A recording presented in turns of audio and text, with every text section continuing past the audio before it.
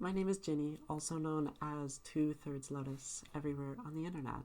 This clip is part of my series, The Poets of Twitch, where I analyze my viewers' writing live on stream. Nothing has been edited out, so you're seeing this exactly as streamed with all of the imperfections and tangents that come with being live. If you want to catch me live or want more information, check out the description. Otherwise, enjoy some excellent writing. And thank you, Stylish Phil. We are indeed currently reading The Second Coming by William Butler Yeats. Turning and turning in the widening gyre. Gyre? The falcon cannot hear the falconer. Things fall apart, the center cannot hold.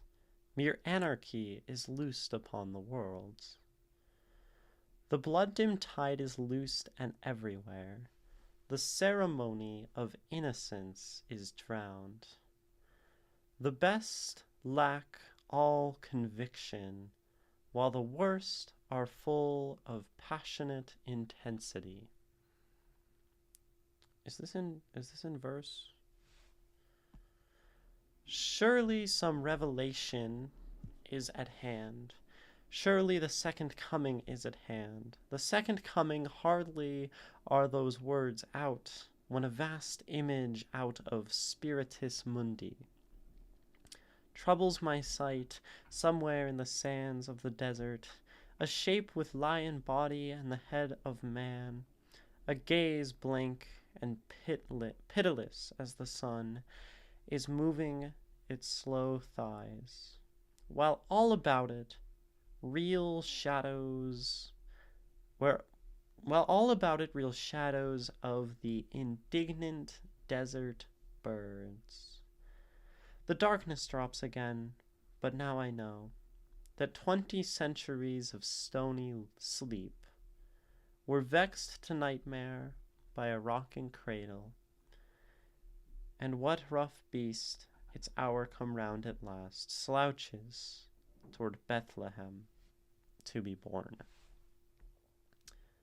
The Second Coming by Yeats. Let me move this a little bit. Okay. Interesting. Is this in verse? Turning and turning.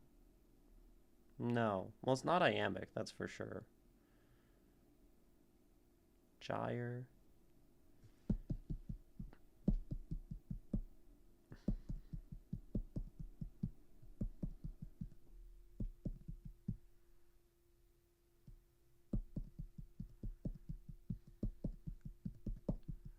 So it's like 10 syllables a line. I'm just not sure if there's a verse happening. The ceremony of innocence is drowned. That's 11. The ceremony of innocence is drowned. Are full of passionate intensity. The best lack all conviction, while the worst. I don't think so, but I could be crazy. But we'll read it again regardless. The Second Coming, William Butler Yeats. Turning and turning in the widening gyre, the falcon cannot hear the falconer. Things fall apart, the center cannot hold. Mere anarchy is loosed upon the world. The blood-dimmed tide is loose and everywhere. The ceremony of innocence is drowned. The best lack all conviction, while the worst are full of passionate intensity. Surely some revelation is at hand. Surely the second coming is at hand. The second coming, hardly are those words out, when a vast image out of spiritus mundi troubles my sight. Somewhere in sands of the desert, a shape with lion body and the head of a man, a gaze blank and pitiless as the sun, is moving its slow thighs, while all about it reel shadows of the indignant desert birds. The darkness drops again, but now I know that 20 centuries of stony sleep were vexed to nightmare by a rocking cradle, and what rough beast, its hour come round at last, slouches toward Bethlehem to be born.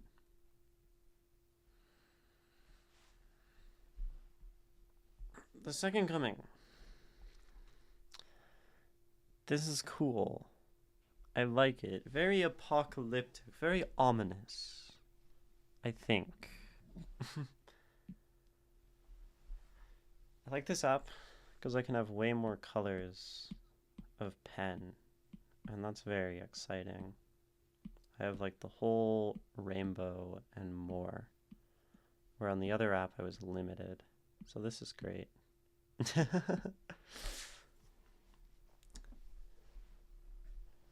This is a Microsoft OneNote, which is pretty cool, I think. So far it works well. And let's make this a little smaller. We can do that one. Sure. So, this poem, what do I want to start with? Well, I guess it's fairly customary at this point to start with a triangle. A triangle of sound, meaning, and structure.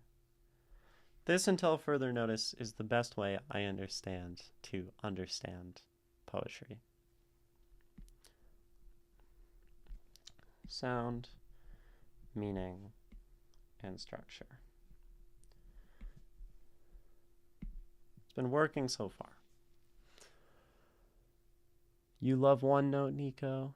How to make sure I remove the extra charge for their stupid AI program? I don't think I'm paying for that. Yesterday's triangle. It's always the same triangle. Where am I from? America. Nevada. The great state with nothing in it but government-owned land and a city with casinos. So, sound, meaning, and structure as our means to understand poetry. Now, in this case, we can definitely talk about some structure in the poem. I think it's good to wait on meaning. It is always, I think it's good to start with these in analysis. Structure and sound. They're things we can tell sort of removed from meaning, and they often inform meaning. Of course, they all inform each other. But there's that.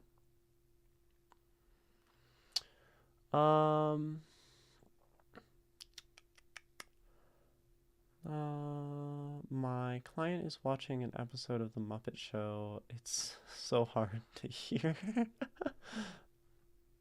Well, that's okay.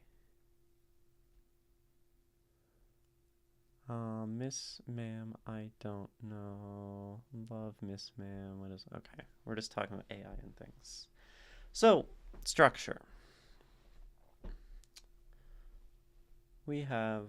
So as I mentioned, we have some like syllable things going on, but I don't think it's 10 in every line because turning and turning in the widening, unless it's widening can be like two syllables, in which case this could be 10.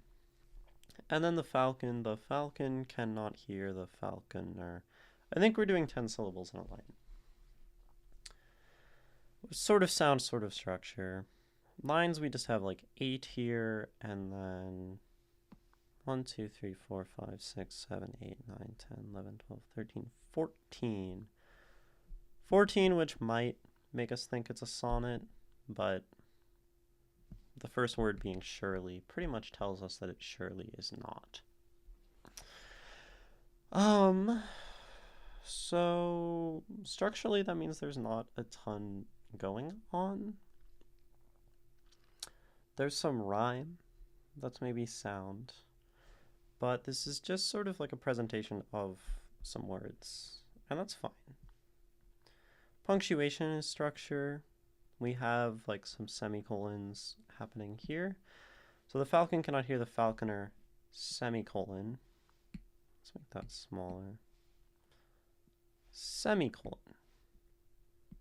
Things fall apart. The center cannot hold. Mere anarchy is loosed upon the world, the blood-dimmed tide is loosed, and everywhere the ceremony of innocence is drowned. Semicolon. The best lack all conviction, while the worst are full of passionate intensity, which means structurally, this is kind of one thing. These 3 lines are a unit in some capacity, and then we have divisions like so. Like that. Might help us find some meaning, might not.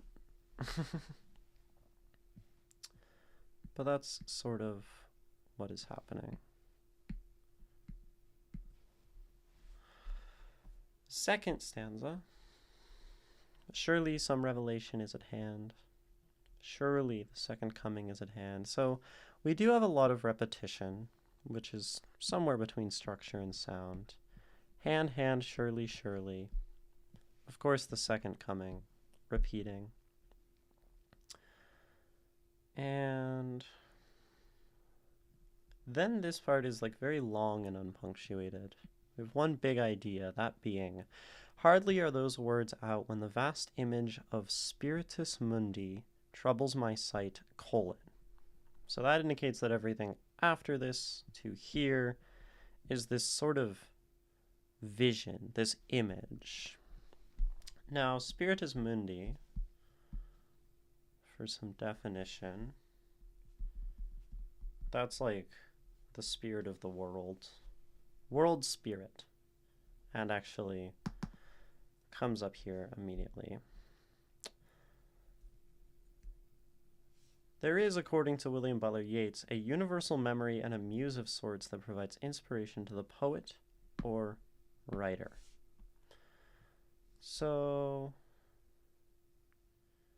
the collective consciousness or fears, I guess, in of humanity. So there's like a humanness to this. It's not strictly like spiritual.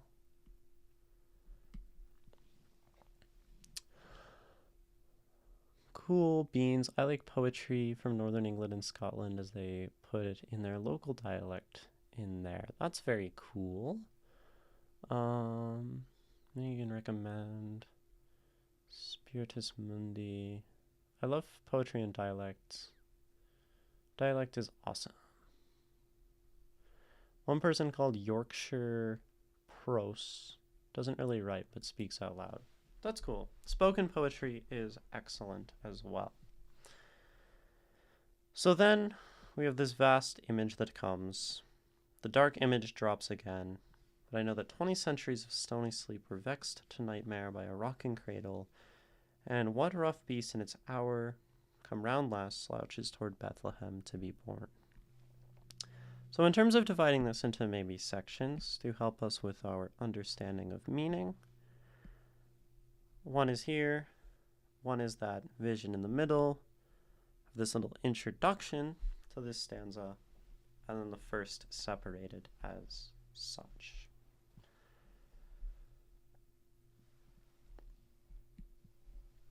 I don't think this is something you necessarily have to do when analyzing a poem,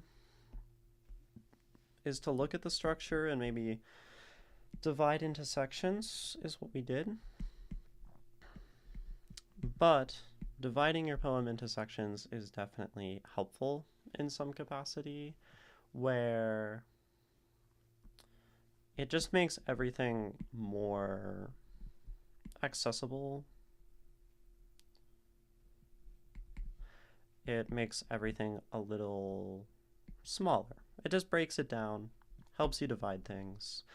And I think sectioning off and looking at things in smaller chunks, taking smaller bites of food, is fairly helpful if we're trying to understand something. And taste the entire flavor of it. You don't stuff the whole plate of food in your mouth at the same time. You take little bites.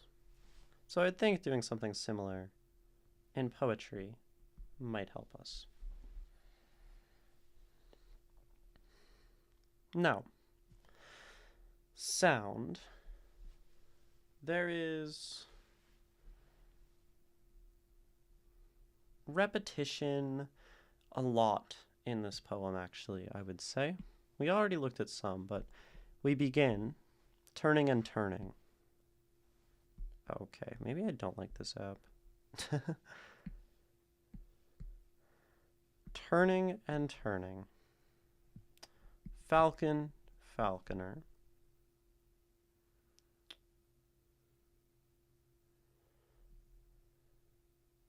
Or is like immediate repetition. And then there's some sonic things as well. Hold and world is kind of like almost a rhyme. Can maybe grab a different color here. I want my pens smaller. Hold and world. Turning and turning in the widening gyre. Even something like an assonant, ing, ing, ing. The falcon cannot hear the falconer. Gyre, falconer. There's like some assonant things happening as well. Things fall apart, the center cannot hold. Mere anarchy is loosed upon the world. The blood-dimmed tide is loosed. So there's more repetition. We have a lot of things coming in twos. Sort of pairs. Coming in twos. And maybe this has something to do with the poem itself. After all, we have this title, The Second Coming. Could be not, but something to note. The blood-dimmed tide is loosed, and everywhere the ceremony of innocence is drowned. The best lack all conviction, while the worst are full of passionate intensity. Surely some revelation is at hand. Surely the second coming is at hand, the second coming. Hardly are those words out when a vast image, out of Spiritus Mundi troubles my sight. Somewhere in the sands of the desert, a shape with a lion body and the head of a man, a gaze blank and pitiless as the sun, is moving its slow thighs, while all about it real shadows of the indignant desert birds. The darkness drops again, but now I know that 20 centuries of stony sleep were vexed to nightmare by a rocking cradle, and what rough beast in its hour, come round at last, slouches toward Bethlehem to be born. There's some assonant hour round slouches, and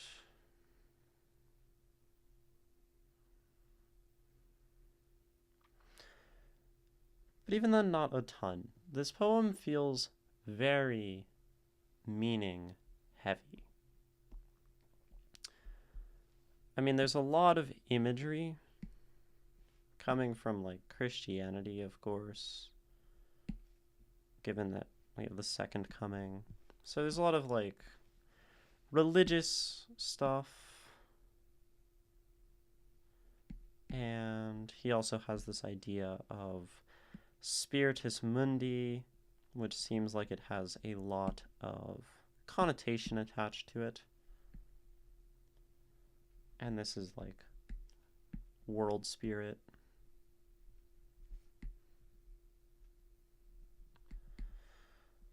So there's a lot to break down there. And that's probably going to take a lot of our time.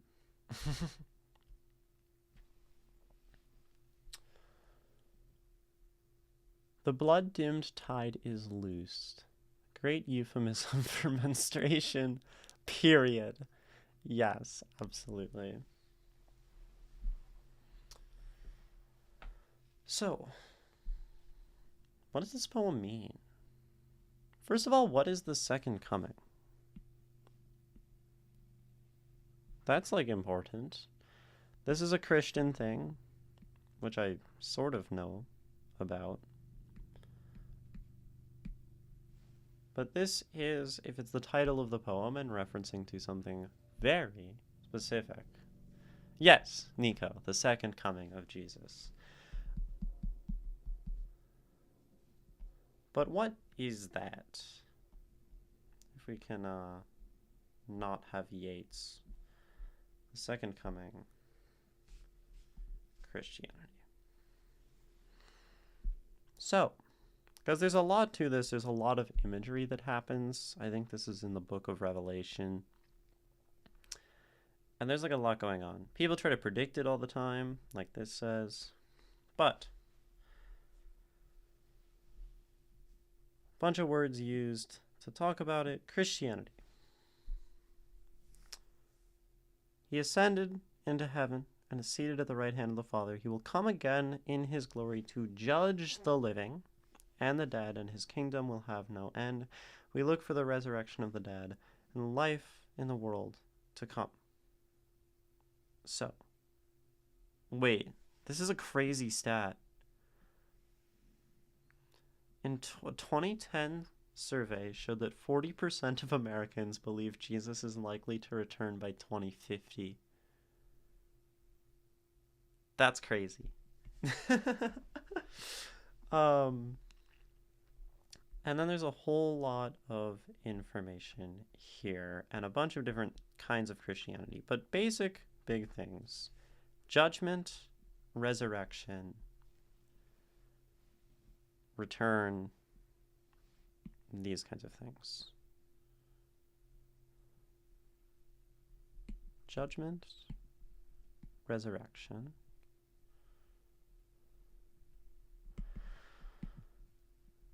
Jesus, important in some capacity.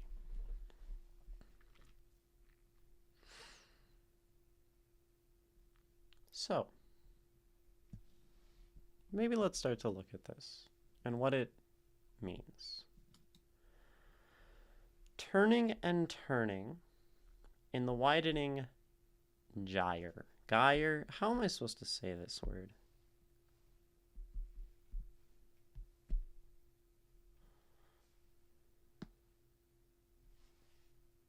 Gyre. Gyre. This refers to like wind or water in a vortex. Vortex, wind / water. And this connects sort of with the next line before the semicolon. Turning and turning in the widening gyre, the falcon cannot hear the falconer. So, the falcon, the sort of tamed animal, domesticated, cannot hear its sort of like master. So we get this idea of a separation from the master at the beginning. But this second coming is not in glory, it's a slouching beast. We'll get there. We will get there, Stylish Phil. Also, the second coming is connected to the day of judgment, and the poem, the best lack all conviction. And in the poem, the best lack all conviction, while the worst are full of passionate intensity. Are we humans the falcon and God the falconer? This may be something that is being said. We cannot hear him anymore. I do like this interpretation, and this is kind of where I was thinking this might go. So we have something that is controlled. So let's look at the relationship of like a falcon and a falconer. The falconer like takes care of our falcon. It provides, but it also like owns the falcon. The falcon serves in some way. It is subject to, domesticated. I don't know, is that like technically domestication? I think it is. Domesticated, etc. We would think there's maybe some amount of mutual benefit here.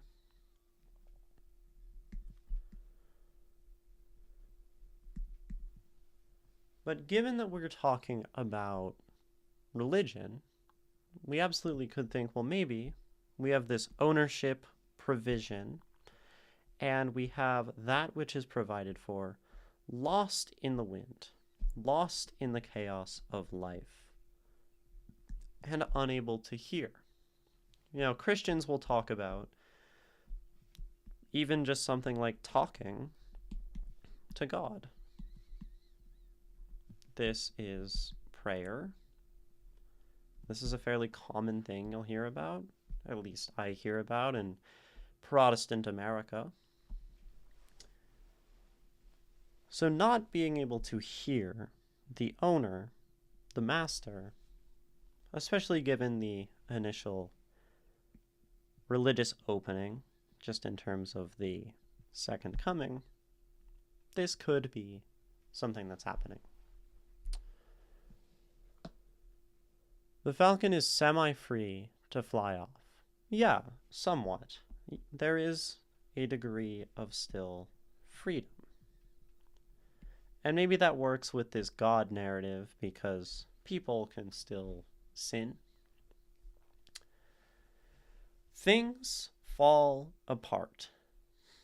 The center cannot hold. So this is where punctuation and structure is going to help us. This is one clause inside of like the semicolons. Between the semicolons, here's another one. And this is sort of a clause from the start to a semicolon. And to me, this gives each of these sections an equal sort of weight.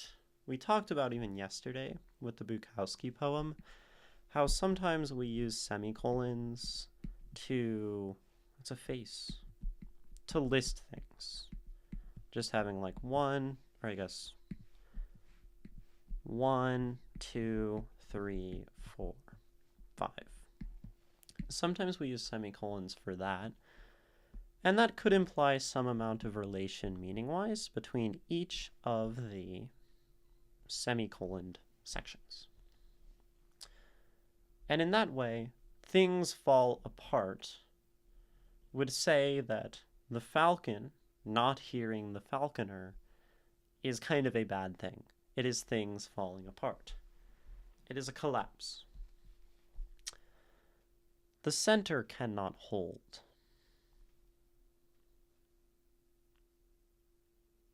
It's a very interesting line. The center cannot hold. And it makes sense if we have something roughly, well, really anything, an object, and it is held together by like a bunch of stuff, and the center starts to sort of give way and not hold, then everything else attached to it sort of strays apart. And this maybe feels kind of like our widening gyre. Spinning, if we think of even something like a hurricane, the biggest gyre we could think of, you have this lack of center, eye of like a hurricane, with everything spinning around it. That's kind of the feeling I get here. And everything is moving out and away and escaping the center. Now, the center, if we're talking religiously, could definitely refer to something like God. We talked about, if the center, the one thing in the middle that holds everything together. And if we are far away from God, that could say that the people are spiraling out into chaos, anarchy, as we see in just a moment. Gyre is also a Yeatsism for epoch. That is very interesting. I always imagine something spinning and the center cannot hold, it will fly off. Yeah, that as well. Yeah. A wheel on an axle, and if it comes off the axle, then it rolls away. So if gyre were to mean epoch, turning and turning in the widening gyre, this could mean like time, which is something we maybe touch on later. Yeah, the wheel of time. But we have this like distance from God, and 20 centuries, 2,000 years. This is, time since Jesus. So maybe we have this meaning starting to come together where over time, as things get more chaotic, people get more attached to, their material lives and human things, they spiral into anarchy and suffering and away from God. And what does this look like? This looks like anarchy loosed upon the world. The blood-dimmed tide is loosed. And everywhere the ceremony of innocence is drowned. So this is something that is talked about in the Bible. Like, Jesus is innocent, and like this sacrifice, the Lamb of God, harmless, innocent, whatever. And so if we think about also just ceremony having these religious implications, if we are drowning and forgetting about innocence and ceremony, or the ceremony of innocence, we are again drowning God, forgetting about God.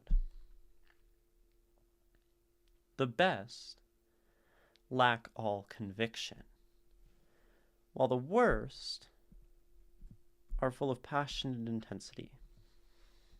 So, why are the best the ones who are apathetic?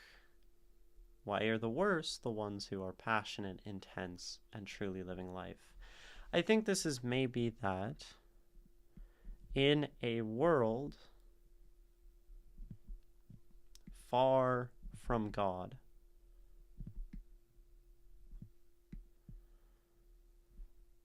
those with no conviction, those who are apathetic, are going to be valued, whereas God would rather have those with passionate intensity. So the worst for this world that is antithetical to God would be passion, intensity.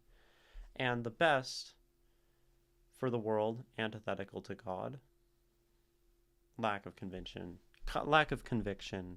apathy. It's just sort of an inversion. God, a world of God would have like devotion, passion, care, reverence, to like expand this maybe. And the not God world would then be faithless, apathetic,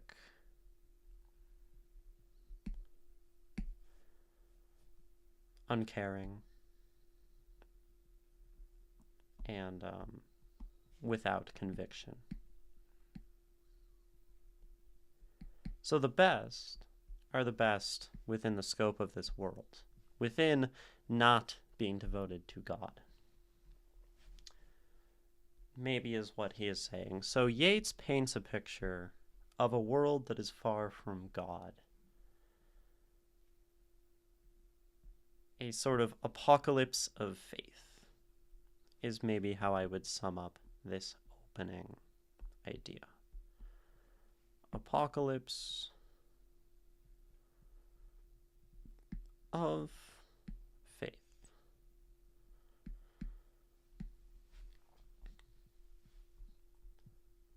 It's very impressive because that's 8 lines.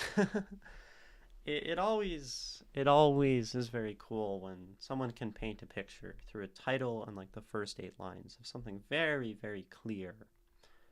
We see so much meaning with the distance from God and the falcon.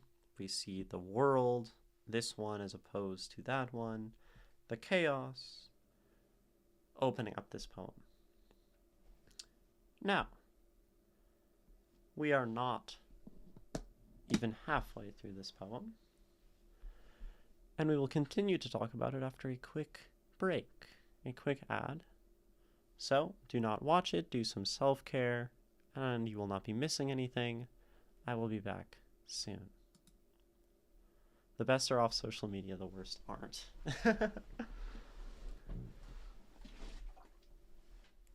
Welcome back. I am still Ginny. Still 2/3 Lotus, still the poet of Twitch, and we are still reading The Second Coming by William Butler Yeats. Turning and turning in the widening gyre, the falcon cannot hear the falconer. Things fall apart, the center cannot hold. Mere anarchy is loosed upon the world, the blood-dimmed tide is loosed, and everywhere the ceremony of innocence is drowned. The best lack all conviction, while the worst are full of passionate intensity. Surely some revelation is at hand. Surely the second coming is at hand. The second coming. Hardly are those words out when a vast image out of spiritus mundi troubles my sight. Somewhere in sands of the desert, a shape with lion body and the head of a man, a gaze blank and pitiless as the sun is moving its slow thighs, while all about it reel shadows of the indignant desert birds. The darkness drops again, but now I know that 20 centuries of stony sleep were vexed to nightmare by a rocking cradle. And what rough beast, its hour come round at last, slouches toward Bethlehem to be born. Ceremony of innocence is that baptism where the worldly sins are washed away. I like that interpretation a lot, mostly because we have drowned it. So to drown the idea of baptism is like a fundamental inversion of the idea itself, because normally the person is dunked in the water, the sins are washed away, the sins are drowned, they are made innocent, but this is quite the opposite, drowning the thing itself. I like that. That's very insightful.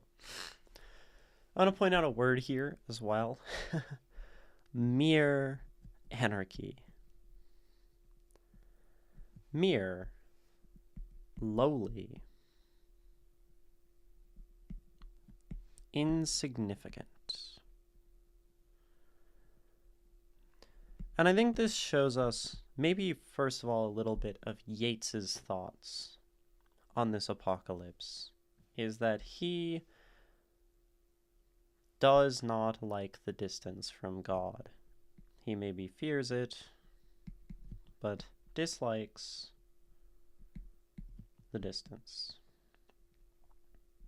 Maybe. It might just be mere as in insignificant against divinity. Because God is, to add to this, strong and like powerful and big. Whereas the mere anarchy is just sort of pointless. It goes in circles like the gyre and doesn't really do anything. It's insignificant from a sort of spiritual perspective. I see this mere anarchy as the state of nature, the state of nature a la Hobbes. I have not read Hobbes. The dude, not the tiger. Yeah, that's what, Thomas Hobbes? Is that his name? Or is that just completely wrong? What's his name? Regardless, I haven't read Hobbes. So much literature out there. So much. Oh, it is Thomas Hobbes? Awesome. So that's an interesting connection. Doesn't necessarily help me, since I'm not familiar, but for perhaps those who know Thomas Hobbes might see this connection. Now, surely some revelation is at hand. Surely the second coming is at hand. The second coming. This repetition feels to me, the way it's repeated, surely the revelation is at hand, surely the second coming is at hand, the second coming. There's an intensity, structurally, from this exclamation point. We are moving forward, and we go from some revelation to capitalized second coming, more importance, more power, more weight, to the second coming exclamation point. And to me, this is really like pleading, perhaps, or just almost trying to will this into existence. Surely it is, let it be that the second coming is at hand, and that all of this will be set right. Because the second coming is supposed to take a look at this world of sin, second coming, and it sets things right.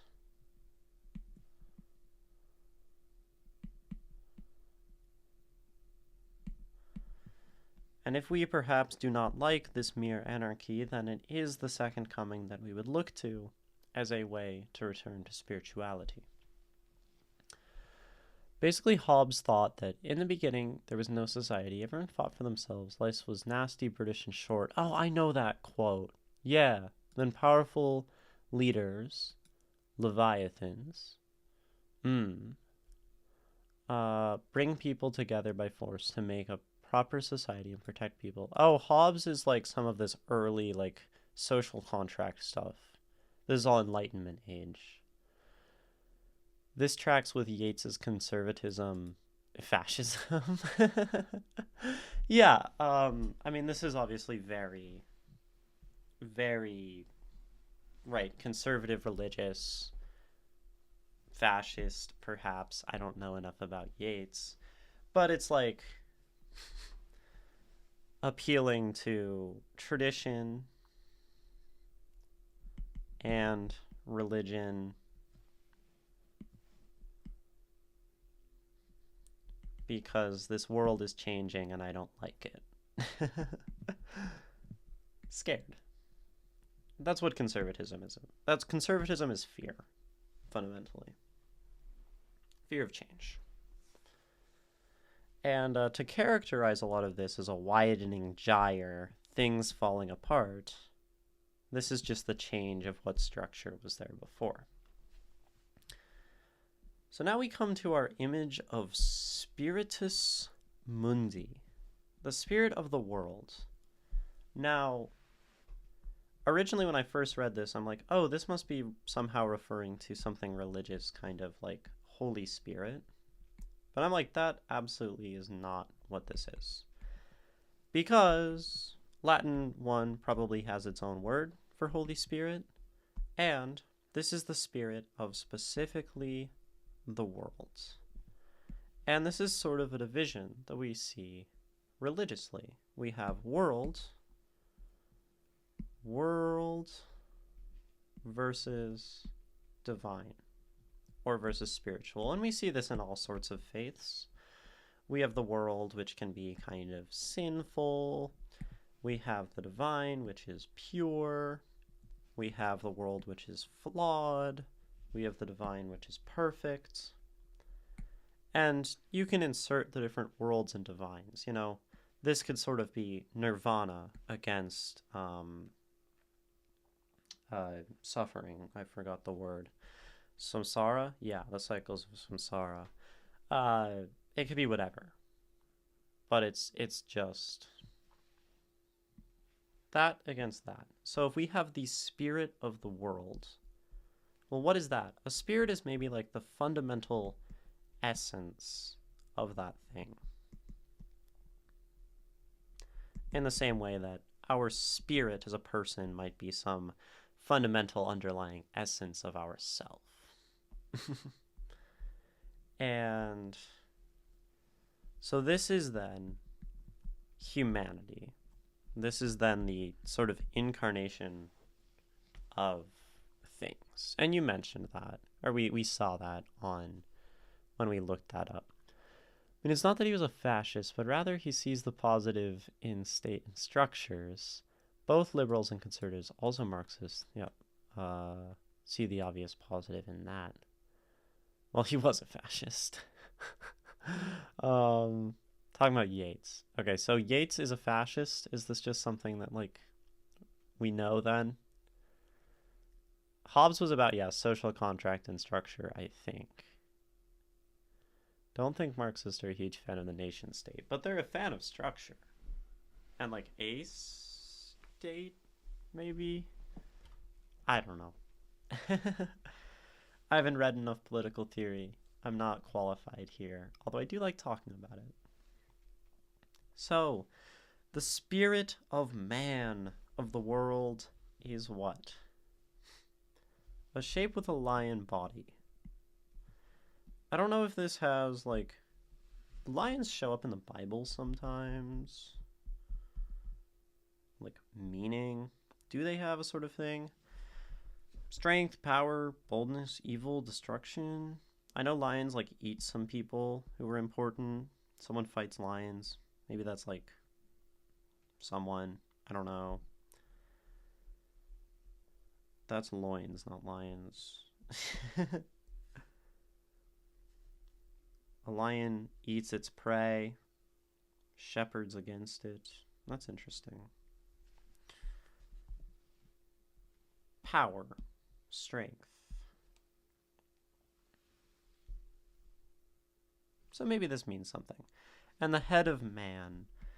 So this is actually really interesting, right? We talk about the spirit of the world itself, and it is half man, half lion. So it is somewhere between, like, strength and maybe, like, the power of the lion. And then perhaps, if we're talking religiously, like, the sin of man. So, and this aligns with all of this, maybe, that man is very much turning away from God, becoming more powerful in their misguided worldly ways, and all of that. We also have the setting of the desert, which is, like, barren, indicative of death. So what we have is a monster that is man and humanity ruling over a world of death, a gaze as blank and pitiless as the sun, which might say, think about like a loving gaze of God or something. But this gaze is pitiless, uncaring, blank, and empty. Moving its slow thighs while all about it real shadows, the indignant desert birds, so carrion feeders. We have a monster ruling over a world of death, which is man, says Yeats. Man is a monster, or maybe not man, but humanity in its progress and change and faithlessness is a monster ruling a dead world. Pleasant.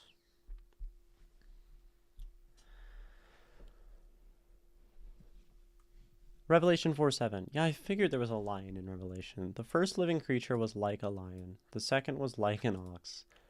The third had a face like a man. The fourth was a flying eagle. Interesting. Dicus Magnificus. If Trump lost beauty, I appreciate it. I don't think he'll do that, though. Many different translations in general. The second beast is human/lion-ish. Okay. Interesting. Very interesting. My poet friends call me the priest because they say I mostly write about religion in Spanish. I write a lot about religion, too.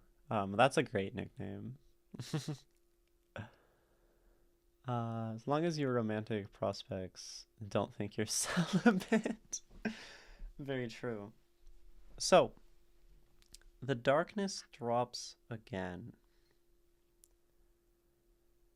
But now I know that 20 centuries of stony sleep, so the distance from God and Jesus, were vexed to nightmare, so tricked,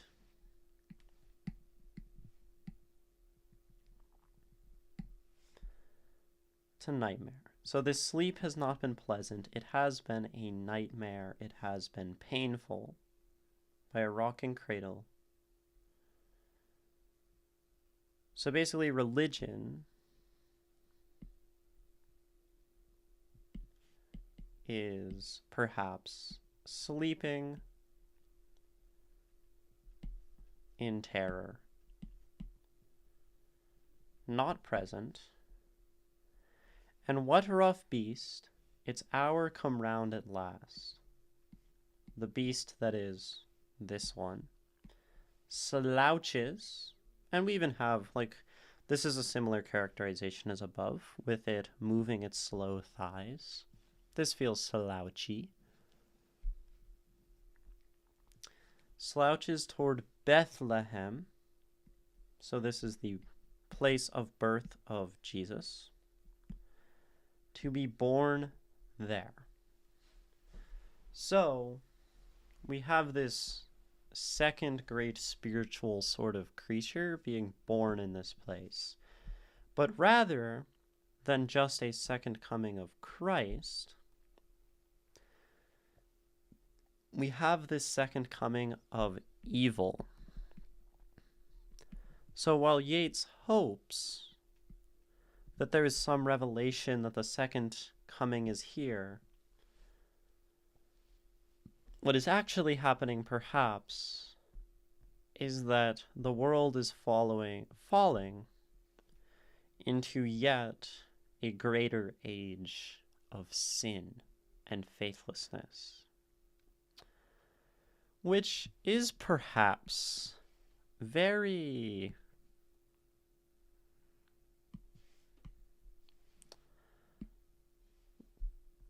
prophetic of him, looking at the world in which we live now.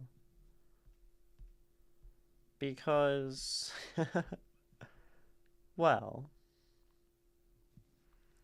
we look at like modern day, or where we have gone since then, and we see like less faith.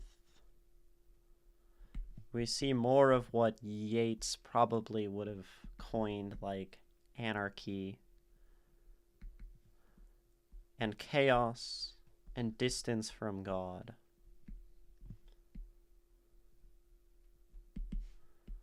With, of course, no second coming in the whatever 200 years since Yeats. He's Enlightenment, right? That's the wrong one. Since Yeats.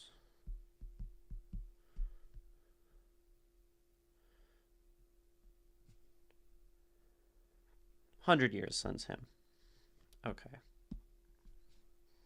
Hobbes was Enlightenment. Okay. One of them told an acquaintance that I was truly a preacher, and he came to me so I could forgive his sins. Gave him $2, told him to get ice cream. This is the kind of hell that Yeats talks about. I think that is the convictionless faithfulness that Yeats would say is truly the hell we live in these days. Dicus Magnificus, Yeats would call you blasphemous for such a thing. I once hitched a ride with a van full of evangelicals. They all prayed for me, so I should be good. Yeah, you got it. They had a loudspeaker in the van. Kept loudly preaching scripture. That's awesome. That sounds so fun. So that's maybe what Yeats is saying. Now, I've been thinking about analysis, and I've been thinking of the second triangle, which we drew the other day, which is the triangle of like maybe the purpose of a poem. We're evolving. Yeah, good job, y'all. Getting the Trinity in chat. Because we have sound, structure, and meaning. And these are tools. They're probably categorically all of the things. This all encompasses, narrative and imagery and presentation and alliteration and all these devices. But this isn't all that a poem is. It's not just the tools we use. We also have like these purposes and these ideals. Now, one that we talked about maybe is novelty. We want something that makes us think and provokes thought. And maybe this was at the time. It's always hard to speak of like whether something is really novel when a poem is old. However, we have other things that we want our poem to do. And one is just like communicating emotion, I think. Like we actually want our reader to feel something and to be immersed. This is probably part of this trinity. Now, that seems reasonable, that we would want our reader to feel something as like one of our main goals of poetry. Novelty, which is either to teach or to say something new or to provoke thought. Emotion, to provoke feeling. And I feel like there should be a third one, because this definitely doesn't feel like everything we do in poetry. This theory is yet fully developed, if y'all have any ideas. But in terms of feeling, like this is something I've been wanting to do with these analyses, is I look at something like this and I go through all the detail of like how this poem is doing what it's doing. And that's great. That's awesome. That's helpful. But then it's like, but all we really talked about was sound, meaning, and structure and tools, and nothing in terms of like the broad, really emotional, high-level things that a poem does. Now, these are all very subjective. We look at novelty, and this is like, in many cases, something that only the reader can determine. Same with emotion. But some poems we consider good and remember, and they do rouse emotion in more people. So we can then talk about maybe what feelings, what ideas. Third angle could be context. Context is very important in the poem. It was written after World War I, the Spanish flu. You really need to know about Christian ideas at the time to get the poem. Well, so I think these are like what a poem is trying to do or communicate. This is like purpose of the poem. And maybe in some capacity poems try to make comment to things or connect to the world. I think context is actually something we more analyze as a tool within meaning. Like, context is pretty analytical. Context to me isn't like, oh, what is this poem saying, right? Context is within the tools and the writing, the conception of the poem. But I'm not sure. Reflection, conversation with culture, yes, like connection to the world, these kinds of things. And that's where saying something like, how does this poem relate to our modern day? Like, this feels like us taking the poem and looking to, like, connection. And even novelty. And emotion in some capacity. So, like, this is tentative, but I think this is something we want to look at. So we're not just looking at the poem as, like, an object of words and sounds. And emotionally, we see, I would say, I guess I don't know. Let me ask you all, chat. What emotions are happening in this poem? What does this make you all feel? And I'll look at chat. That would be going into more philological scope of the poem. This is more of an analysis. Otherwise, we would not be able to understand any poem or dissect it. Yeah, I mean, this is analytical. I like philological as something to describe this.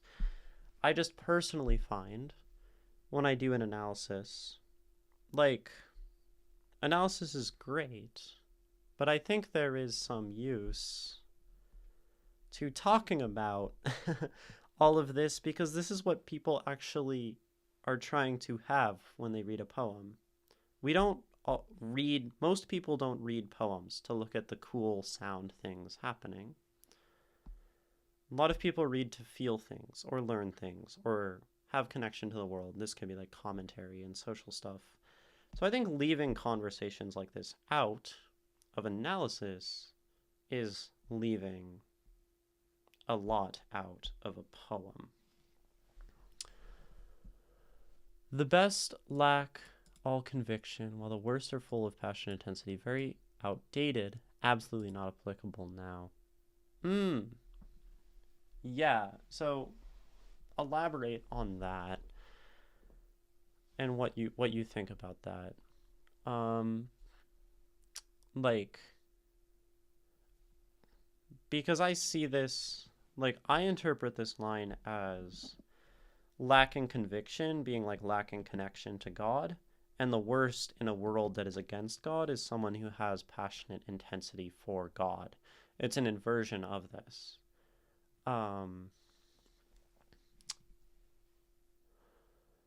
Before we go on, can we discuss the link between indignant desert birds and the falcon who can't hear the falconer?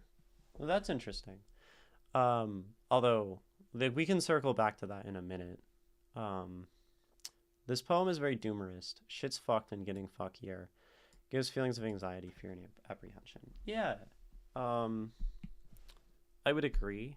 I think there's a lot of things that, like, when I read this, I feel that. We have, like, I really enjoy these three lines as some of the most maybe powerful, personal to the writer in the poem. Surely some revelation is at hand. Surely the second coming is at hand. The second coming! Hardly are those words out when a vast image of Spiritus Mundi. So it's like, we're hoping, and the only thing that is conjured of the idea of the second coming is a realization of reality. And that's pretty crushing for our narrator in this poem, perhaps Yeats himself. So I do like that. And something else that I think is useful about this. So we have a poem that is about, maybe its original connection to the world was like Christian value and conservatism.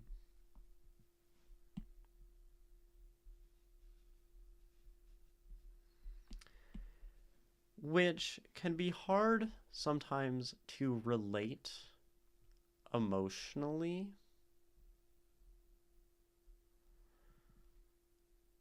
to something like this, right?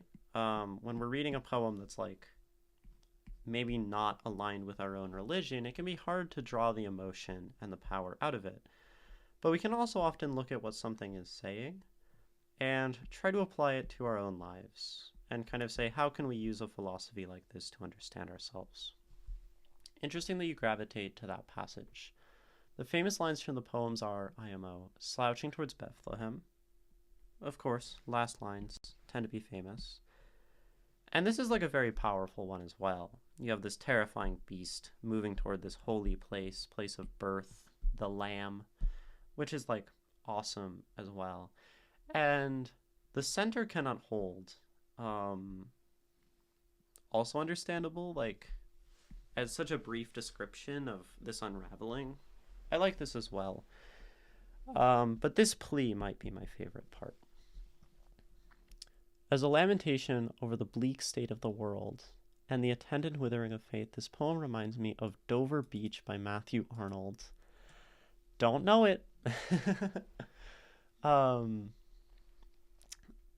It's crazy. So we can write this down. Maybe we can look that up, because this is something we can do, right? Make connections. So Dover Beach by Matthew Arnold. And we're not going to like fully analyze this or anything, but a lyric poem or lyrics? Okay. The sea is calm. How long is this? Not that long. The sea is calm tonight. The tide is full. The moon lies fair upon the straits. On the French coast, the light gleams and is gone. The cliffs of England stand, glimmering and vast, out in the tranquil bay. Come to the window, sweet is the night air, only from the long line of spray. Where the sea meets the moon-blanched land, listen, you hear the grating roar of pebbles which the waves draw back and fling, at their return up the high strand. Begin and cease, and then again begin, with tremulous cadence slow, and bring the eternal note of sadness in. Sophocles long ago heard it on the Aegean, and brought it into his mind, the turbid ebb and flow of human misery. We find also in the sound a thought, hearing it by this distant northern sea, the sea of faith, capital F, capital S, was once too at the full, and round earth's shore lay like the folds of a bright girdle furled. But now I can only hear its melancholy long withdrawing roar, retreating to the breath of the night wind down the vast edges drear and naked shingles of the world.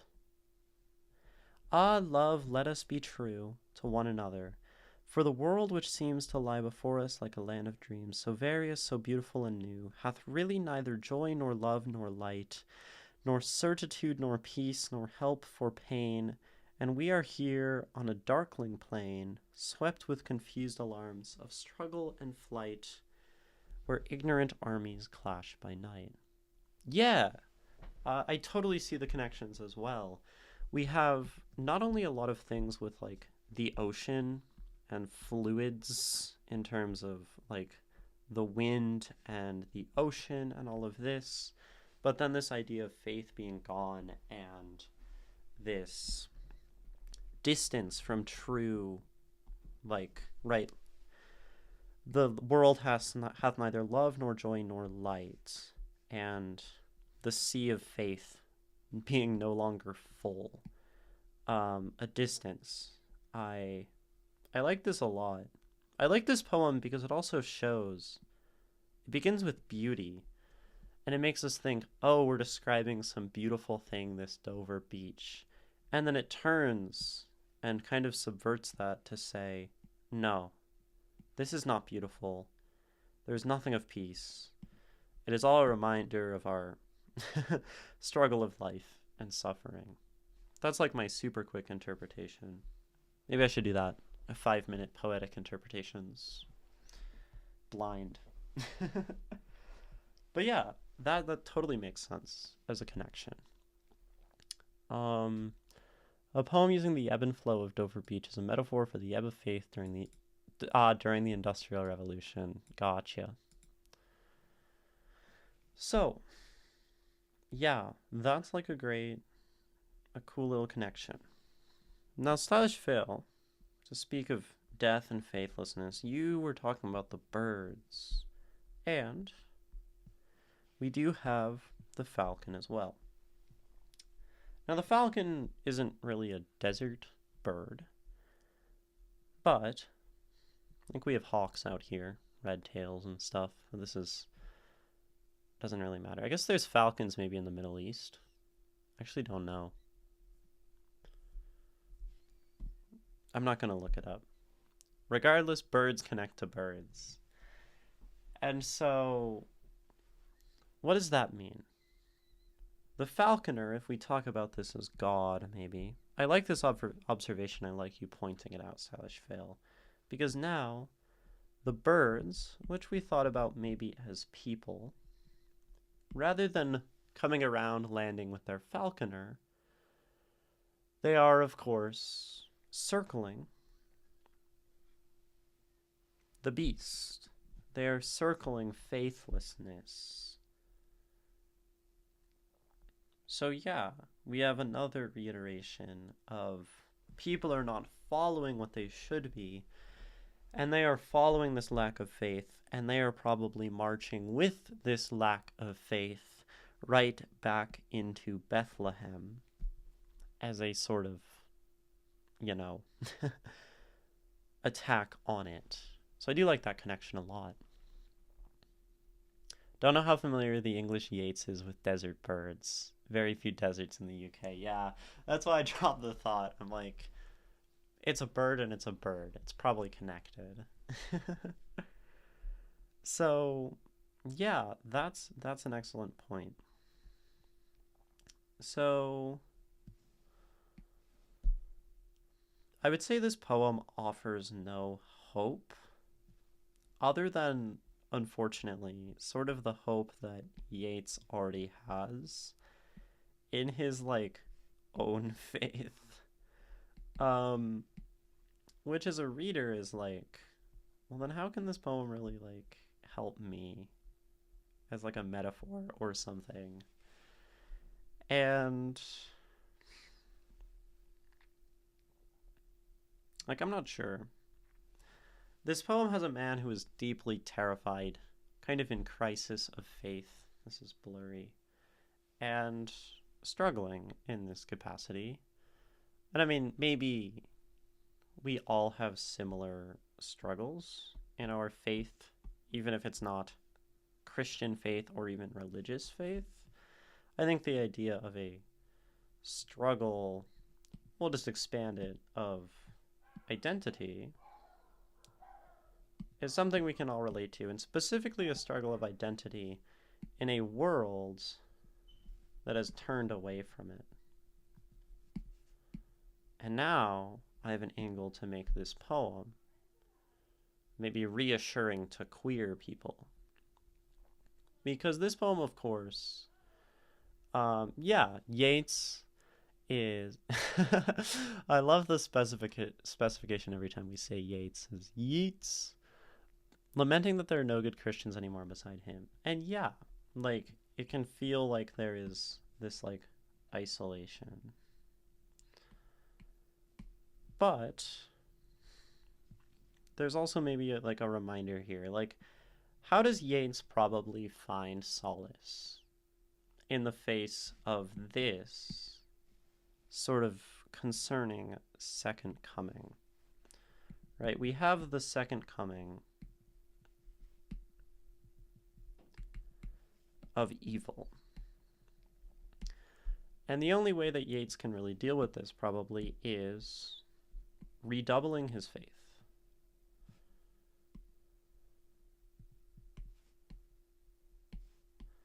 You know, I doubt he lost faith because he laments it in this way. And I mean, in the very same way as people in a world, our identity, our community, our faith is often challenged.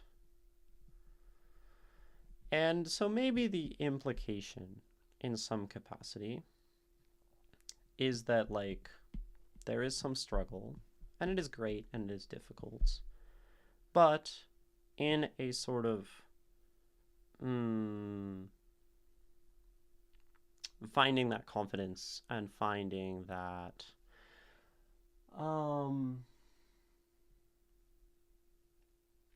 perseverance, one can overcome this, because of course Yeats would also say that this is the second coming, maybe like of evil, but that also means there is a true second coming. There is a true second coming still coming.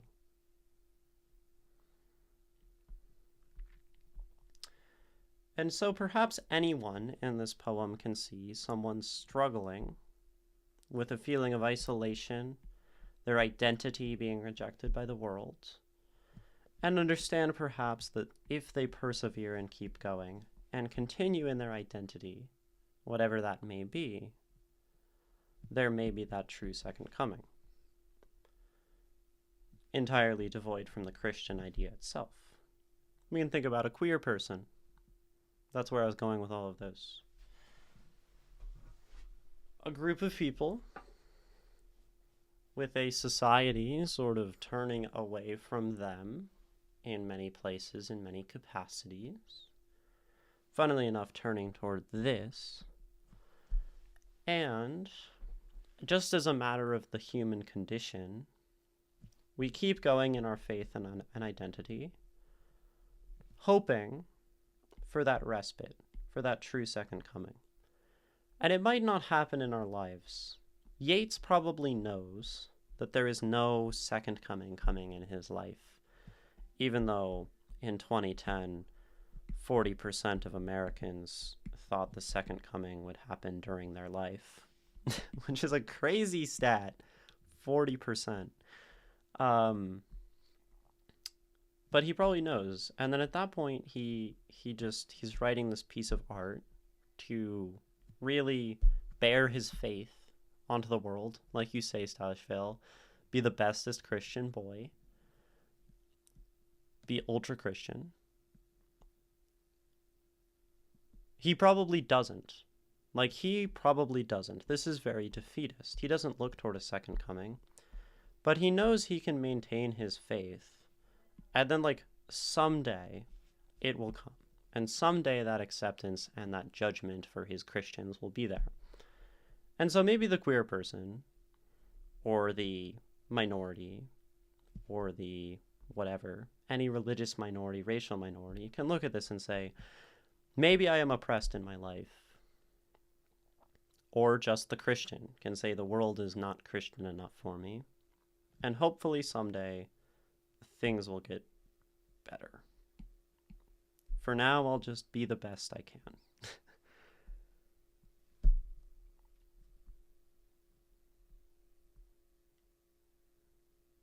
that's maybe a way to expand the poem, to connect it, to give it some relevance. I like this. I like trying to make a poem more relevant to modern day. Because, like, sure, it's a beautiful poem, it's beautifully constructed, it does all these things meaning-wise, metaphorically. But it seems to me important to ask the question, as a person reading a poem in the year of our Lord 2025, to, like, have it relate to this. And that's probably what this new Trinity is kind of here for. A better society is slouching toward Bethlehem. We just need to prop them up and cheer them on. Yeah. There's always something slouching toward Bethlehem. It's always changing, right? I guess no matter what. This is kind of funny with Yeats being like sort of conservative, fascist. The center cannot hold. The status quo will break down. Things will change. Change is inevitable. And maybe it is the slouching, maybe it's what's after the slouching, maybe it's just that there is always slouching. The world will keep on slouching toward somewhere. And all we can do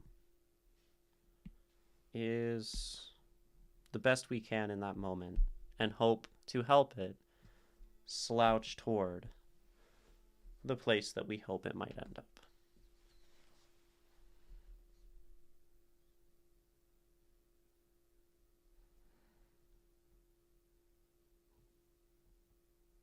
I like that conclusion. I don't think it's unreasonable to take a poem and twist it to have a conclusion that benefits you.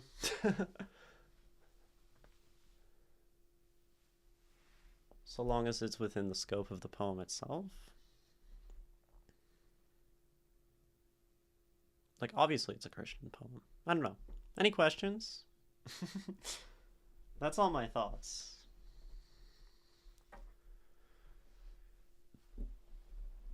I like it.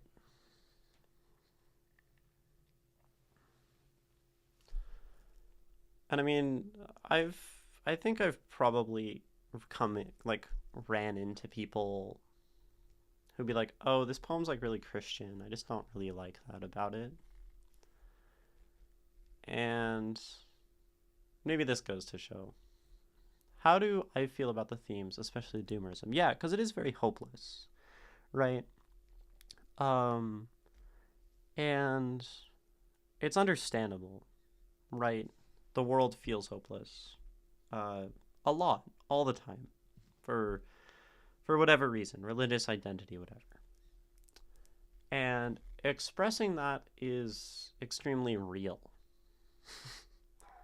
Like, doomerism, I mean, especially even 100 years later, I feel like doomerism is sort of like the modus operandi or operandum of like the world. Like, we're doomers. We're all poisoned by it. And it's real. There's a reality to that. And there's always hopelessness and that the future is difficult.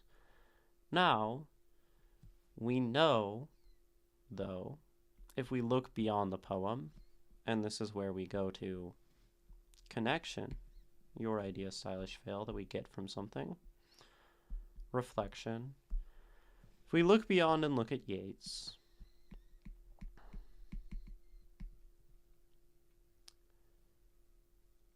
like, I presume that though he was hopeless, he still remained faithful. That's hard to know, but a poem like this doesn't indicate a loss of faith. It's just like a lament of faith. And so in that sense, fundamentally, thematically, while this is doomerism, it is like still sort of crying out and trying to do something.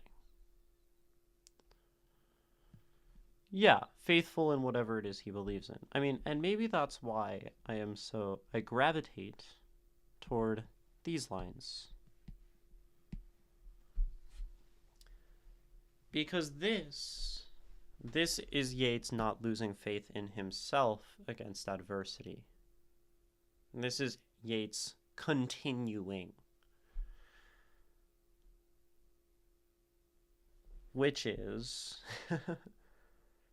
all we can hope to do as well against our own suffering, pain, and doomerisms that we find. And in a sense, that makes this, even though, of course, this is rooted in his Christian faith and his faith in himself against society, it is still a picture of going on and strength. These are maybe like the only hopeful lines in the poem. Of course, hope is dashed. Hope is dashed in a doomerist world, in a doomerist poem. But we can try. And this is some of like me injecting myself into the poem. You all know I'm an optimist. You all know I want to keep living and find beauty in things. And this is me finding reason to have this poem say, like, keep going, right? This is one of those things that I like look for in a poem. This is me injecting my own ideas, my own emotion. Now, some people might be like, yeah, it's fucking stupid to inject hope into a poem like this because it is very doomerist. It is very sad. It is very hopeless. It is very Christian. But that's why some of this all, like, this is maybe the vulnerable side, philological, the emotional analysis, and me saying, well, why? Like, what does this poem make me feel? This all is very systematic, sound, meaning, structure. I can do this just with knowledge of rules and principle. And maybe that's why I want to add something like this, because if you only do this and only show this in your poetic analysis Twitch channel, it kind of says through omission that, like, this isn't important. But this is important. And I've been looking for a way to add these kinds of ideas. What do I think about the themes, the doomerism, the hope? And it's through these ideas. So that just means as we go on into, like, era 2 of 2/3 Lotus, that being after the first anthology, y'all might be hearing more of my opinions. Because none of this is opinion. Theoretically, all of this is devices, basically. Within metaphor, there's some looseness, but it's like this is science. I'm getting bored of this. Or bored of just this. Because it doesn't speak to this. The second anthology is going to be called 2/3 Lotus. That's very funny. I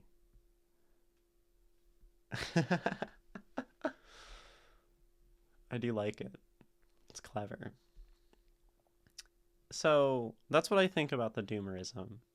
I'm not going to let this poem make me doomeristic, I guess. Because I don't want a poem to do that. Any other questions? big questions because concerning anything that we have talked about. Comments, thoughts, opinions, disagreements?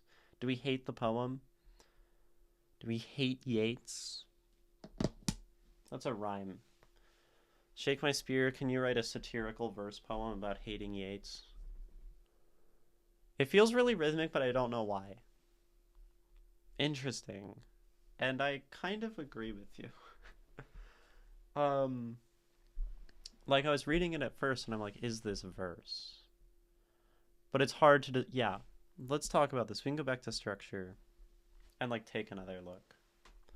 Turning and turning, in the widening gyre, the falcon cannot hear the falconer.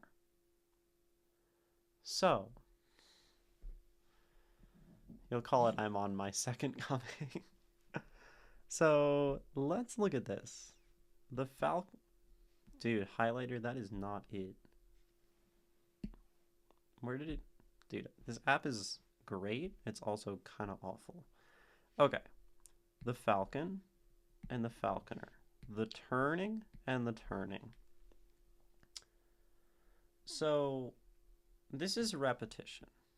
And repetition likes to move to its next thing. Like, repetition very much is a tool that creates motion and, like you said, rhythm. Turning and turning in the widening gyre, the falcon cannot hear the falconer.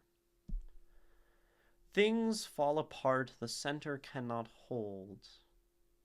Mere anarchy is loosed upon the world. And we have these, like, near rhymes.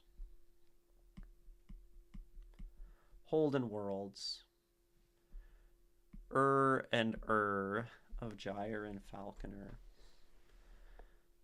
Mere anarchy is loosed upon the world. The blood-dim tide is loosed. And it's not that this repetition is like... I mean, repetition can be bad if you don't do something with it. Repetition where you just say the same thing again can feel bad. And it's like, you have to work to make loosed and loosed feel good. And it's that mere anarchy is loosed upon the world chaos. And we reiterate that the blood-dim tide is loosed. And everywhere the ceremony of innocence is drowned. So we are doing some structural, like, sound things that push this poem forward. This gets us to here. Falcon gets us to falconer. Hold gets us to world. Loosed gets us to loosed. And then we slow down for the ceremony of innocence. And then we even have, like, this as a couplet at the end here, which makes us want to push through the couplet all the way through, because these two things are related. It's one idea. It's mostly iambic, but not consistently. Yeah. At least the first stanza. It's weird. It's, like, close. Also, we note that every syllable, or every line is 10 syllables if we have widening. And that just means that we have a consistent feel to the lines. And I think that even helps us structurally. Because when everything is roughly the same length sonically, it gives it this cohesion. If you look at something like Bukowski going like, this is an example. I'm going to do a really bad example of Bukowski. I hate everything in this world. And then, like, another line. Like, that's where the line break is. And then we have worlds. This, a structure like this, where we have things alone on their line, demands that we pause here for a moment. It is a sort of halted motion. Write that another color. The motion is halted, and this means we lose rhythm if we are stopping our motion. Yeats doesn't really give us places to stop and sit. Right? He doesn't have a period until the end of the stanza. So this kind of inclines the reader to keep moving. And it's actually kind of hard if you read this out loud. Sometimes you want to stop and take a breath. And it doesn't feel like there are great places to do that. Stage fail? Getting auto-modded? Oh. That's why. I hate everything in this world but booze, and I don't think I can even say that. This is gay slur. The city looks beautifully ugly, fucking normies. Yeah. So, in that regard, it maybe has rhythm just because it's consistent in the lines and they're all going somewhere. And they don't give us a place to stop. When we get to the start of the next part, surely some revelation is at hand. Surely the second coming is at hand, the second coming.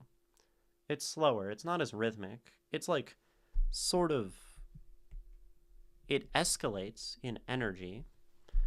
And then, hardly are those words out when a vast image of spiritus mundi troubles my sight. Somewhere in the sands of the desert, a shape with a lion body and the head of a man, a gaze blank and pitiless as the sun, is moving its slow thighs, while all about it reel shadows of the indignant desert birds.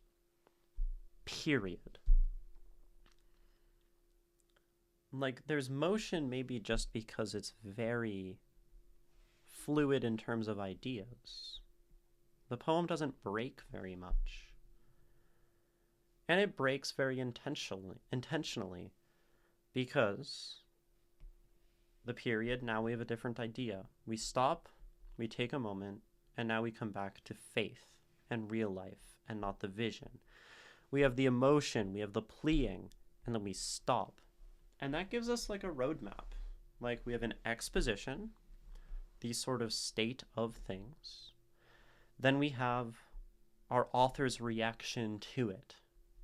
We have an escalation of that, and then a reaction again to a final conclusion. So this poem really, even though it doesn't have like verse moving it forward, it has this, let's see, it has the first stanza, a sort of exposition, which maybe rises in intensity. And then it has Yeats, like, lament. And then it switches to this vision, this kind of continually growing, scary beast. And then this big, horrifying conclusion of going toward Bethlehem. And a poem like this isn't giving you a lot of place to stop and rest. So it's going to feel rhythmic. Also because 10 syllables in a line. By the way, a midline pause is called a caesura. That's a musical term, which Yeats seems to employ here and there in the poem. So caesura happening after exclamation point. Caesura in the colon. Yeah. That's interesting. So in music, we have caesura, which is like train tracks. And this is like a big pause. Basically what it is you pause until the conductor indicates to move forward. It's a place where you can stop for suspense, which I guess makes it sort of a perfect term for the poetry as well. So yeah. Things fall apart, the center cannot hold. Caesura, between a part and the center. Yeah, and okay. Pause in the middle, that makes sense. Gotcha. Also a caesura. Interesting. Good to know. So that is vocabulary term. This will be on the test. Caesura.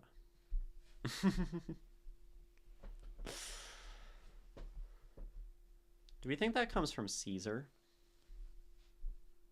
Probably not. Big, impactful.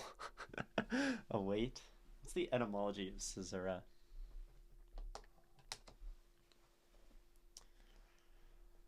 It is a big moment of suspense. Any other questions? Comments? Thoughts? I'm happy to keep talking about this poem, but any more conversation is only going to happen prompted. And if there are more thoughts, I'll run the ad, then come back. If there are no more thoughts, then I'll read the poem, and then we'll be done with it. Or are we feeling like we've suitably analyzed this poem? I like this application with the infinite scroll and just keep going. You think it's interesting that this is 2 stanzas? Yeah.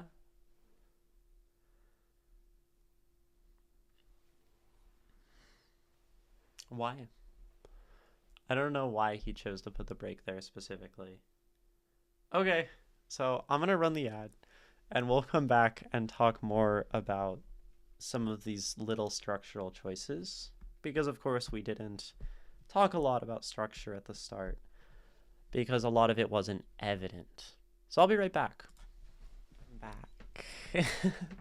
I am still Ginny, and we are still reading The Second Coming by William Butler Yeats. You can raid Nerdarian. I would appreciate it greatly. The Second Coming is what we are reading. Okay, sure. Yeah. We can talk about real, and we can talk about the structure here. Real is pretty simple. But here's The Second Coming by William Butler Yeats. Turning and turning, in the widening gyre, the falcon cannot hear the falconer. Things fall apart. The center cannot hold. Mere anarchy is loosed upon the world. The blood-dimmed tide is loosed, and everywhere the ceremony of innocence is drowned. The best lack all conviction, while the worst are full of passionate intensity. Surely some revelation is at hand. Surely the second coming is at hand. The second coming. Hardly are those words out when a vast image of spiritus mundi troubles my sight. Somewhere, in sands of the desert, a shape with lion body and the head of a man, a gaze blank and pitiless as the sun, is moving in slow thighs, while all about it reel shadows of the indignant desert birds. The darkness drops again, but now I know that 20 centuries of stony sleep were vexed to nightmare by a rocking cradle. And what rough beast, its hour come round at last, slouches toward Bethlehem to be born? Second Coming. The Second Coming by Yeats. I didn't want to wait until the raid happens because I don't know when the raid will happen, and I don't like to have dead time. And I always do when I come back from the ad. So let's talk about real. This is simple. In moving its slow thighs, while all about it reel shadows of the indignant desert birds. If we think about something reeling,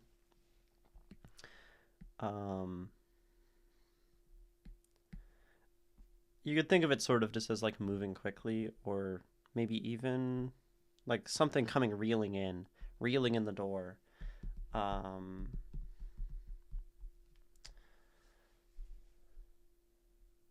Or lose one's balance and stagger or lurch.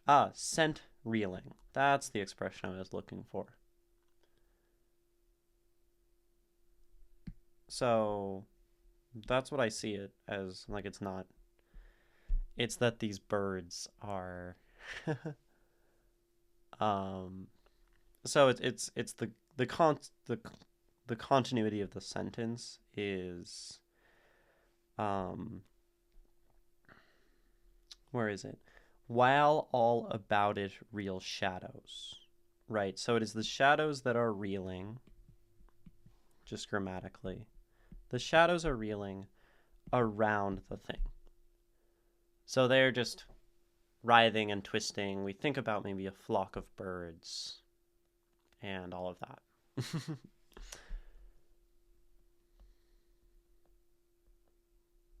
Does that clarify? And then you had asked about the choice to have two stanzas. Structurally, what does this do? So we talked about the sections in this poem. We have the opening, this description of a world that is faithless. So maybe I can like bracket these. We have, let's get colors we haven't used over here. The opening, section 1. I think section 2 probably has to be the lament right here. Section 3, the spirit or the vision. And section 4, the conclusion. This is sort of what I'm seeing in this poem. Does anyone disagree with that? Because that's sort of how I would section this, given our analysis and given how things connect in terms of meaning and sound. And so they are each playing a different role, but we have the beginning. And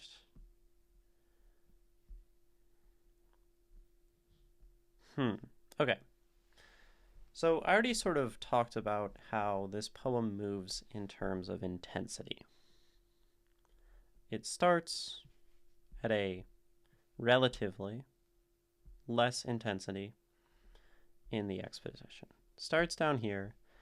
It's maybe rising. We're talking about like the ritual or whatever, or the drowning of the whatever. Like little bit of increased intensity. The lament, I would say, is a very large increase in intensity. Big jump. And then we have the vision again, which is a slower climb.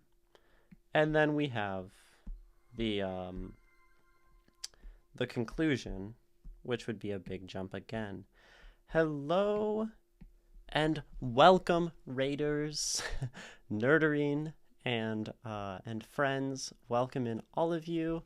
My name is Ginny, also known as the Poet of Twitch and 2/3 Lotus.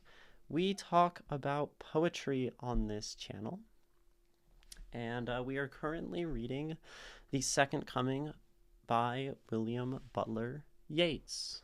Stylish fail, it's / shout out for Twitch commands. And so we do poetry here, and welcome all of you. I know that Nerderine has a beautiful community of writers, and I hope you are all well. Nerderine, I hope your stream went well. If you need any rest, absolutely feel free to raid and run. And everyone in my chat who doesn't know Nerderine, which is, I mean, most of our community is like the same community at this point, but do follow Nerderine if you can. Whoa, look at all those notes. And thank you for the follow, Scarlet Reads. Almost was like treads. No, it's reads. Yes, we talk fairly in depth about things. We definitely go deep on poetry, and we've been talking about this poem now for 2 hours, I think. If you want to see more of like what I do, all the VODs of these go up on YouTube, and we have a playlist of poetry from the community, which is currently closed submissions to me, but normally viewers can send in their poetry, and I will do sort of the same thing with their work. Stylish Fail, the command is teapot, spelled like teapot, like the actual pot of tea. Thank you for putting all the commands. I do appreciate it. So you can check me out on YouTube and all short form clips and stuff. But this is what we do. Now, we're currently talking about the structure of this poem, and, you know, we've talked a lot already, so y'all are kind of jumping into things a little late on this one, but we're talking about why the poem is laid out as such. We talk about here sound, meaning, and structure is something I think about a lot as very important facets of poetry. Sound, the actual words that we hear, the motion, the rhythm, structure, the presentation, the page, whatever, and meaning, what everything actually, well, means, as in the words. And structure can tell us a lot about a poem. So, Stylish Fail asked, why do we think the poem is divided here, as like the one break in the stanza?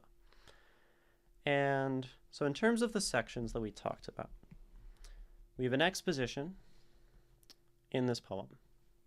Also, if you all want to see the poem and follow along, it's in the pinned message, a link to that, because we're going right back into analysis. We have the exposition, and that pen is too thick, so let's go down here. We have exposition. And this really lays out Yeats's kind of view of the world. I would say this is, we can think about this as like world building. Yeats shows us the sort of apocalypse of faith that he sees in the world and lays it out for us. Everything that is in this initial section feels like it does get called back on pretty consistently. So the idea of the birds. The birds appear first in section 1. Let's see. When a vast image out of Spiritus Mundi troubles my sight, somewhere in the sands of the desert, a shape with a lion body and the head of a man, a gaze blank and pitiless as the sun. So, about it, real shadows, darkness drops again. I know that 20 centuries of stony sleep vexed into nightmare by rock cradle. Okay. So this has at least that callback to begin with. It has the birds, and it has this depiction of chaos. And I think without our depiction of this world, Spiritus Mundi doesn't make much sense. And this is like a very specific term that Yeats is almost inventing here. Spiritus Mundi. So he calls this maybe the spirit of the world. That's what that translates to. Spiritus Mundi. And that's pretty important then that we know what the world is. All of this has to happen before we can say Spiritus Mundi, before we can make the callback of the bird, before we can connect. So there's that. The eyes are referenced back in slouching toward Bethlehem. Yes. So then this reference is section 3. So these are like very important things. And so the order of presentation absolutely matters in this poem in terms of how things are called back on, how things sort of repeat. Now, why put a break here? I mean, Yeats absolutely could have decided to put the break right here. He could have put it before that very last line with it slouching toward Bethlehem.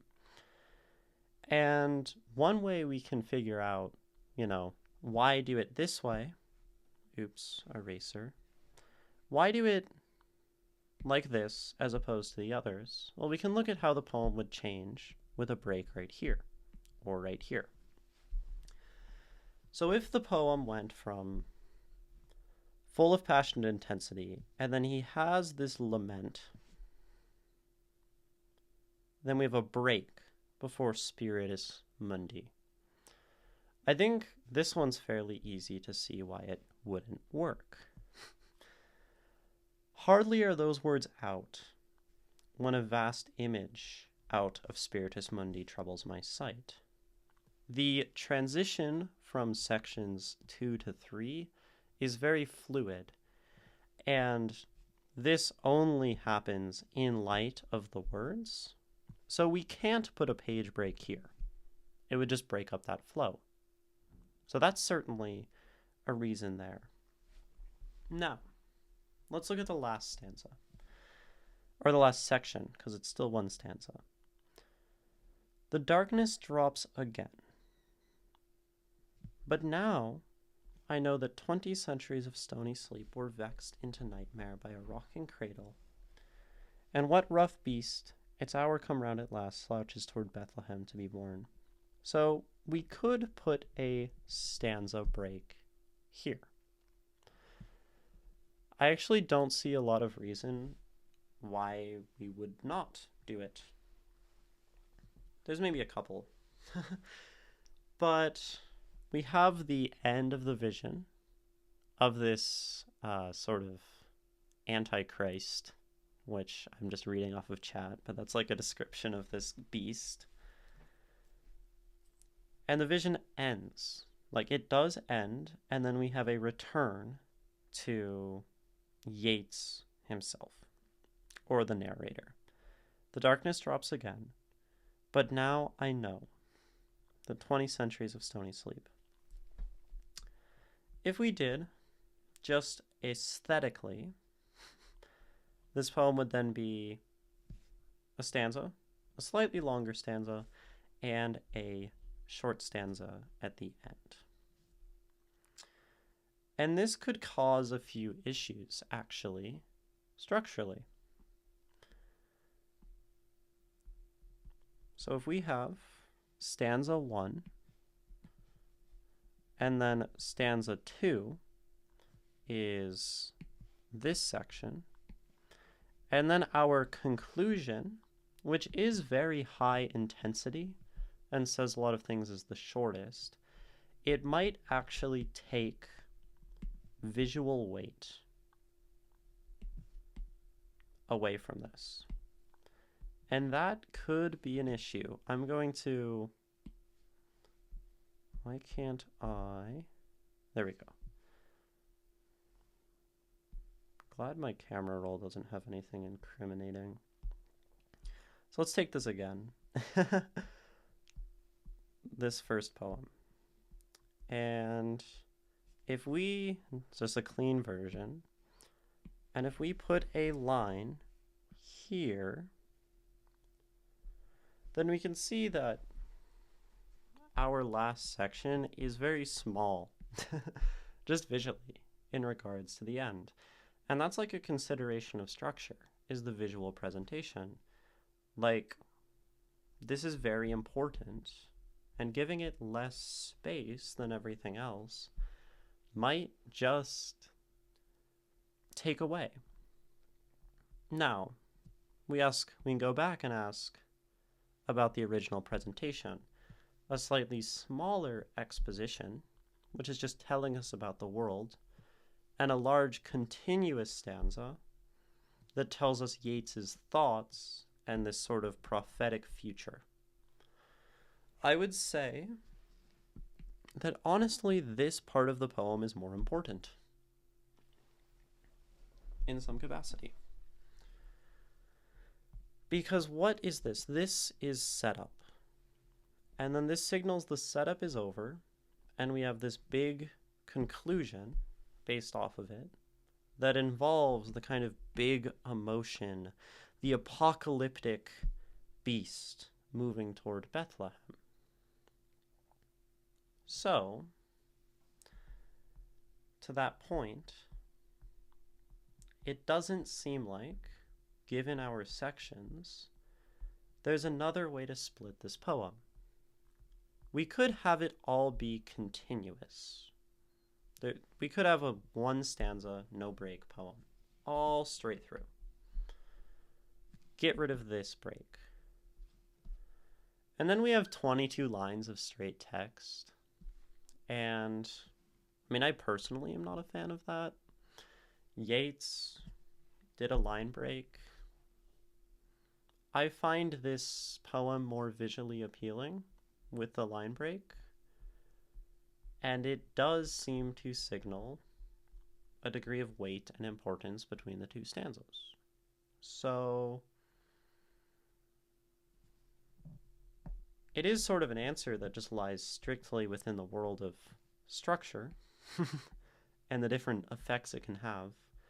But I think that maybe gives some justification if we look at the other ways the poem might be arranged to why it would specifically end up looking like this.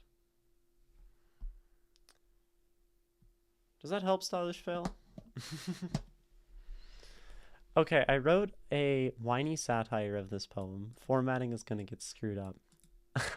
I'm sad, it's bad, the world is mad. These faithless folks disgust me. The Lord will come and save us from these tribulations. Trust me. That's excellent. I'm sad, I'm mad. I'm sad, it's bad, the world is mad. That's excellent, Shake My Spear. Any other questions about this poem? Anyone who's been here the whole time, or anyone who has come in more recently, if you have any questions, concerns, comments, I'm happy to entertain them.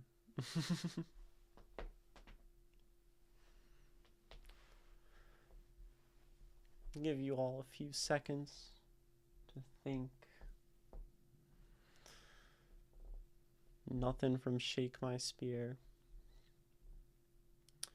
See, I think like this analysis has been long. But it's been long because y'all have had like great questions and great thoughts and analyses.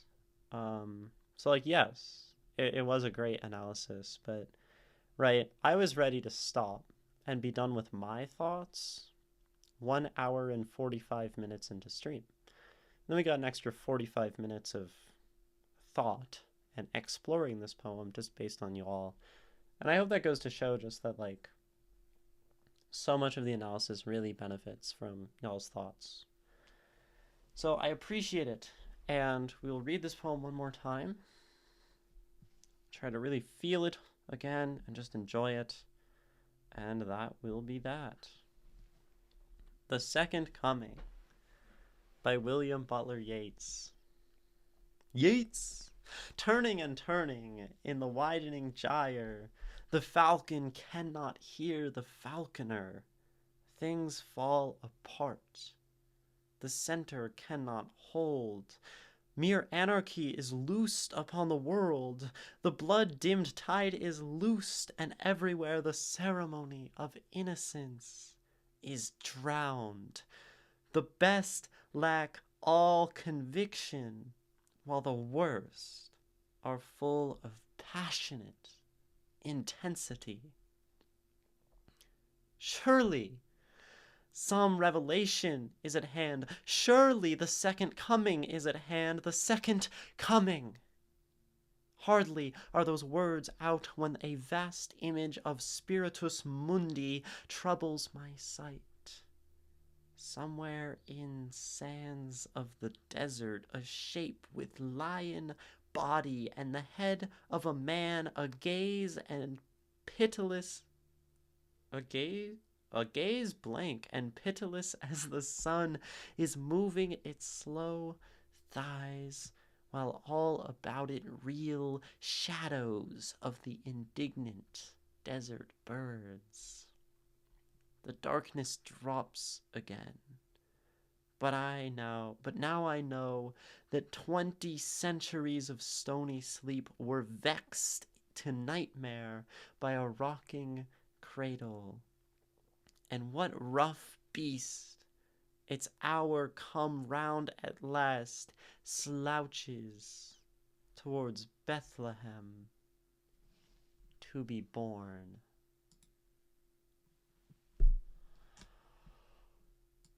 The Second Coming, by William Butler Yeats, by Bill Yeats. I should call him that, Bill Yeats. Thank you for watching. I encourage you to check out the rest of the series, follow if you enjoyed, and stop by Twitch if you want to share your own work.